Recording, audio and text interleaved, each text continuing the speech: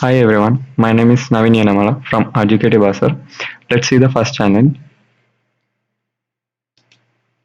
The challenge one is given an array of integers, write a function that returns a maximum sum of any contiguous subarray. Let's get into the code. The problem uses the cadence algorithm. The code starts from the main method. First, install the necessary packages, and here where it asks the number of test cases, and we get into the while loop and ask for the enter the size of an array and enter the array values. And next, uh, we call the max subarray. Here, I taken long as a return type to satisfy all the test cases.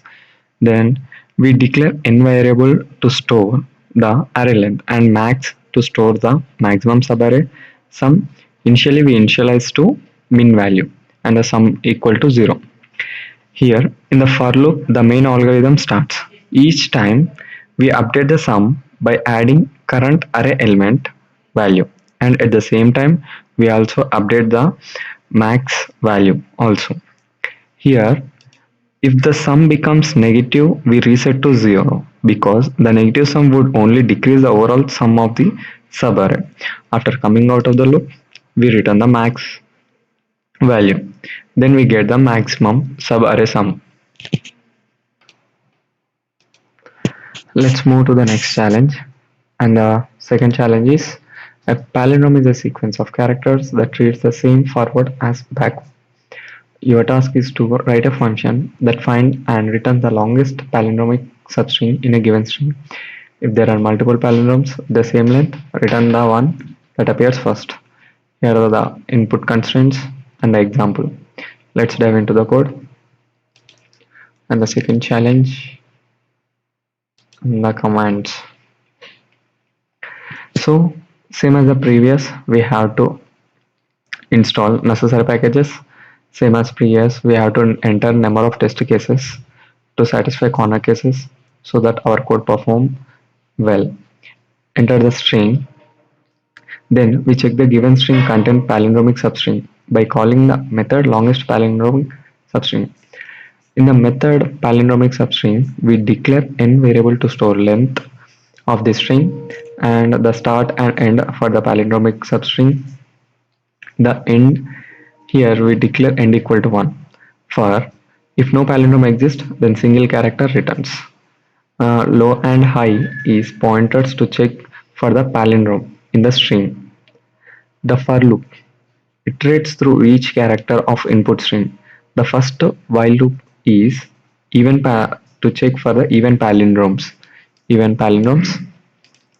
where it checks for adjacent characters to match, then update the start point and the length to the end, and then it checks for the left and right.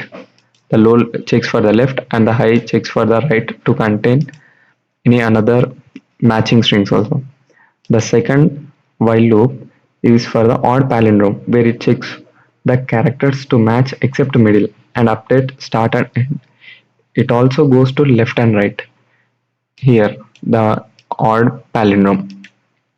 At last, after the end of the loop, it contains the substring length and it returns the substring. Let's get into the third challenge and let's read the question. Calculate average and deviation of JSON objects with students. You are given an array of JSON objects where each object represents a student's grade in different subjects. Each JSON object has the following format and it has a name and a grade with the dictionaries. And we have to find the average grade for each student, the average grade for each subject across all students, the overall average grade across all students, the standard deviation of grades across all the students. Let's get into the code. We have taken the students data according to the given question, and the code starts where the calculate grade function calls taken by the students data and students calculate grades. Here the code we written in Python, the data is in JSON format, and the code starts from the calculate grade.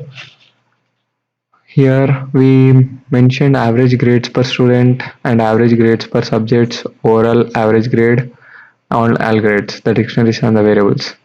The first for loop iterates through each students in the input data and extract their names and grades for the different subjects, and it's calculated the average grades per student, and the grades are added to the all grades where the list of grades contain the list of grades, but it added to all the grades. Then the second for loop calculate average grade for per subject each subject and stores in average grade per subjects.